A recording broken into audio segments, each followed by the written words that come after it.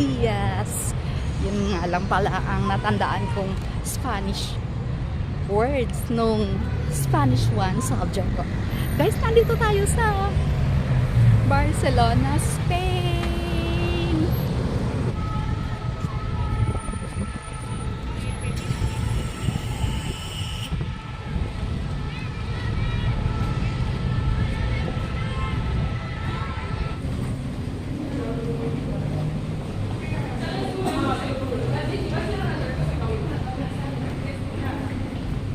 Nandito tayo sa subway.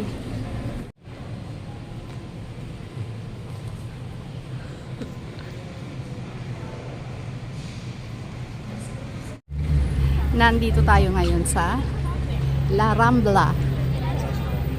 Guys, ito yung sa pinapanood naming mga vlogs, medyo kailangan ano ka dito, maingat. Dahil marami daw mga pickpockets. Pero sa tingin ko naman parang hindi naman. Huwag naman sanang handle na lang ang selfie stick na lang ang matitira sa cellphone ko. Ay, sa hawak ko pala. Pag Europe nga naman, ganito talaga yung mga structural design nila.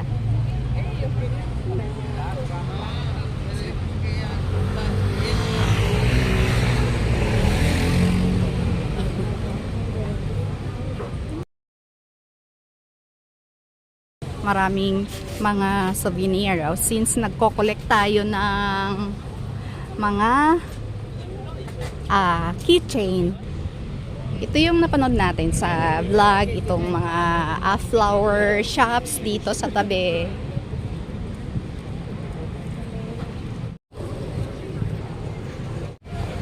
Hello guys! Welcome Barcelona, Spain! Ang bansa na sumakop sa atin ng more than 300 years. Nandito na nga pala tayo ngayon guys. Nagkagala na tayo. Who would have thought talaga na yung mga tinuturo ko lang dati, unti-unti ko na nagagalaan pala.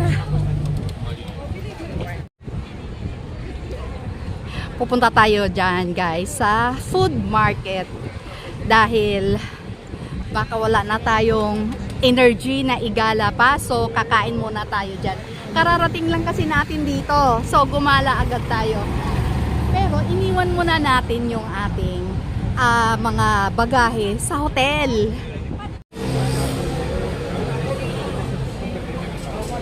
Mamaya guys, titikim tayo dyan.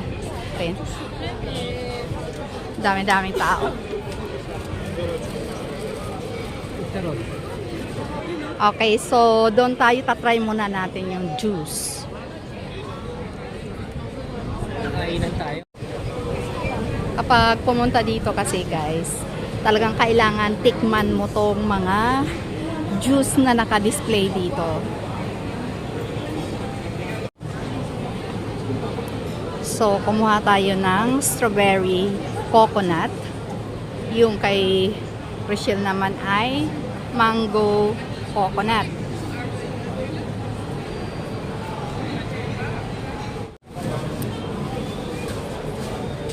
Iikot tayo dito guys sa mga meat.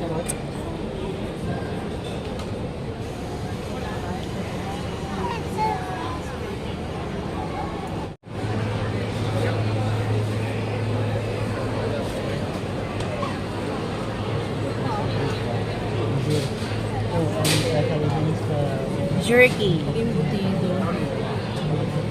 Anong embutido? Para siyang tinapay, na mahaba. Ay, ano yan? Molds yan, ma. Anong molds? Ano yan? Basta!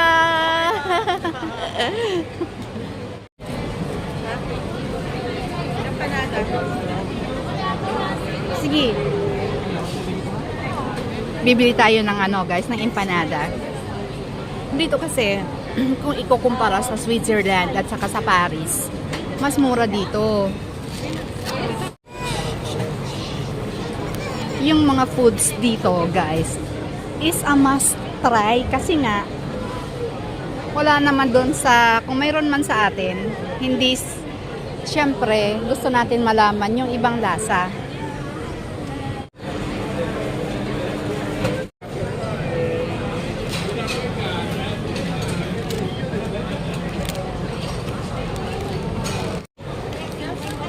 Ah, ito yung meat. Oh, yun o. Mm-mm. Ang sarap na empanada. Ano ba yan? Ang gulo-gulo na ng buko. Lumipad na talaga. Tapos, titikman naman natin yung jerky. Oh, tikman mo. Lasa empanada. Parang madamig. Ha? Uy, yung kalat mo. Malamig sa ano. Sino muna ang ano? Sino muna ang titikim? O sige. O ano lasa? Parang ham. Parang ham? Lasang luto ba siya? Ah, sige. Bacon.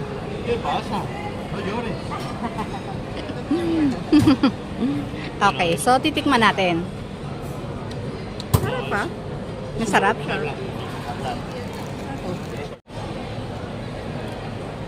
Jerky, malambot naman siya. Hindi ako fan ng jerky pero malambot naman to, okay lang. Kaya lang maalat. Masarap. Malambot naman. Ham. Kasi ito, iba yung lasa. Iba ba? Ito na ba ang iba? Iba nga kasi medyo matabang. Nagpo-food taste tayo dito.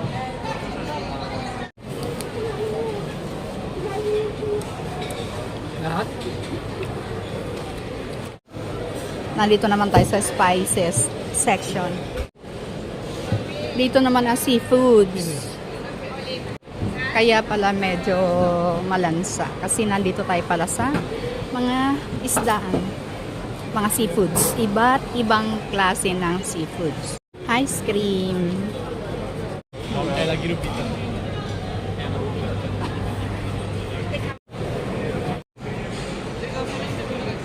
Yung binili mo, Marvin?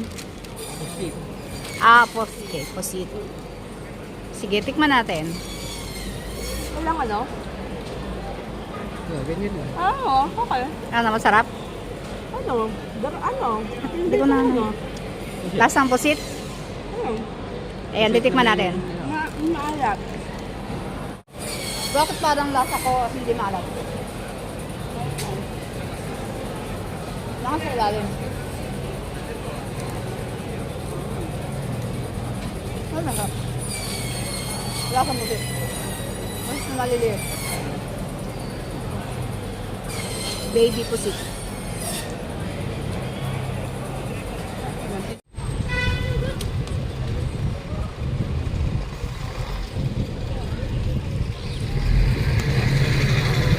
Ito ang next stop natin, guys. Andito tayo sa Plaza Real. So, gagalain natin ang lahat ng kaya nating galain hanggang 24. So, nandito na tayo sa loob ng Plaza Real.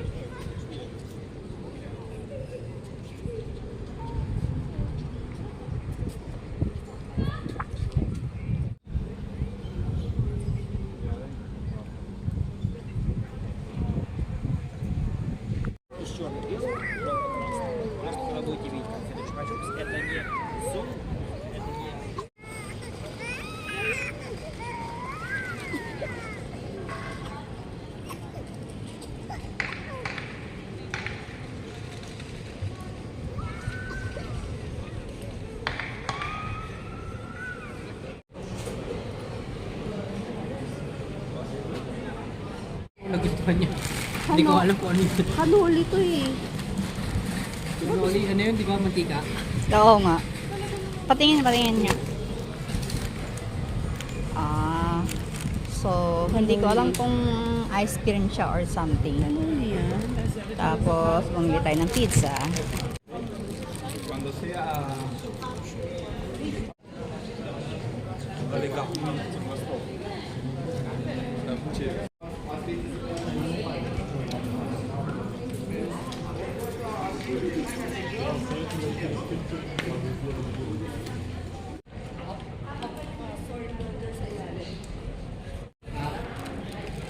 Di ba close lang?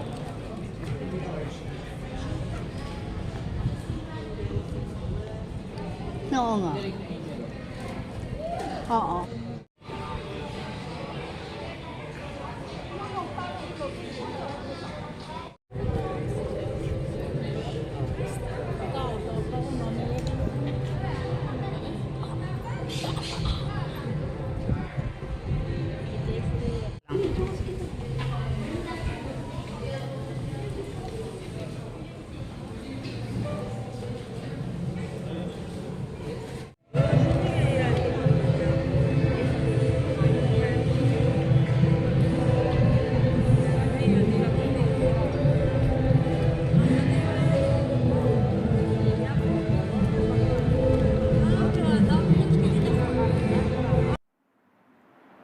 A Norfolk night, the world is cold. We stand surrounded, we are not alone. Within my reverie, there's holy light. Without a number, we stand and fight. A Norfolk night, the world is cold. We stand surrounded, we are not alone. Within my reverie, there's holy light. Without a number, we stand and fight. Oh, oh, oh, we are not alone. Oh. Nasa bus tayo, guys. Papunta tayo sa ibang destination.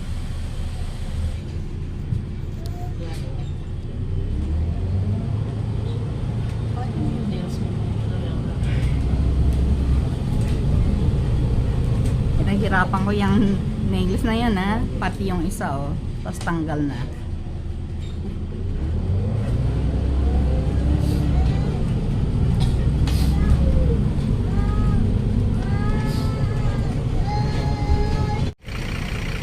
Ito ang Casa Batlló. Casa Batlló is a UNESCO Heritage Site and an icon in Barcelona. It is also rated as the most highly cultural and tourist destination. Remodeled in the previous house and redesigned in 1904.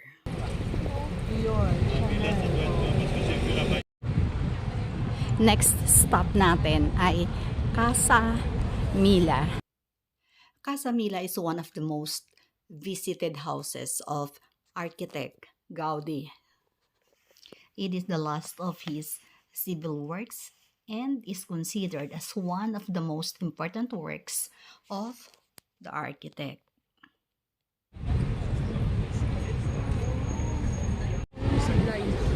Kakaibang structural design.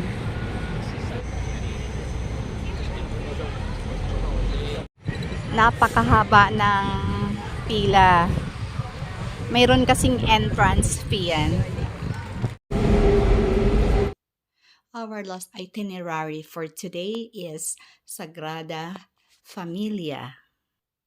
This is one of the two top attraction here in Barcelona, Spain.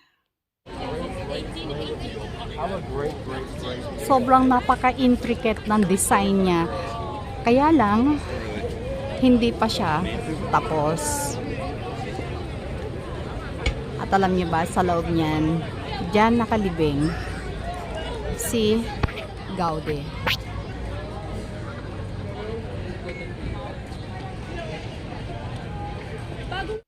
Gaudi was considered as the greatest designer and architect in Spain, and most of his life was dedicated to the construction of his masterpieces.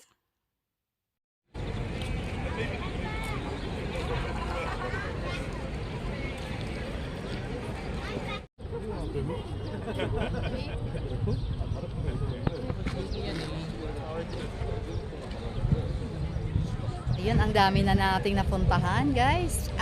First day pa lang natin to, pero napuntahan na natin lahat ang itinerary natin. Last stop natin tong Sagrada Familia, si Architect Gaudi. Nag-research nga pala ako dito. Nalaman ko na si Gaudi pala 73 years old siya nung namatay siya. Alam niyo kung ano yung kinamatay niya? Na-hit siya ng tram sa kalsada. And then, dyan siya inilibing sa loob ng simbahan na yun. Okay, so, that's it for today. I hope you enjoyed watching the vlog. Sundan nyo ulit bukas yung mga pupuntahan namin. Don't forget to subscribe my channel, pastime, etc. And hit that bell for you to be notified with the next upload. Buyers, bye for now. Our view from the hotel window. Ang ganda sa baba, oh.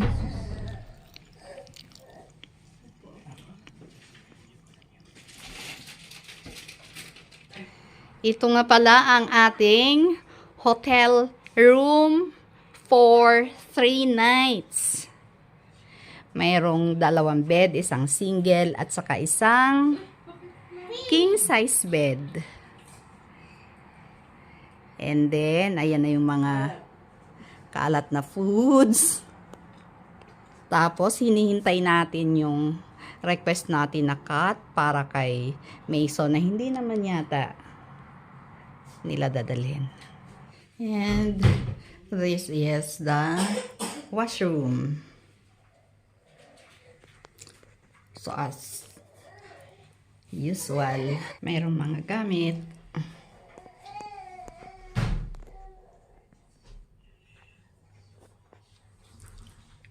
And the toilet.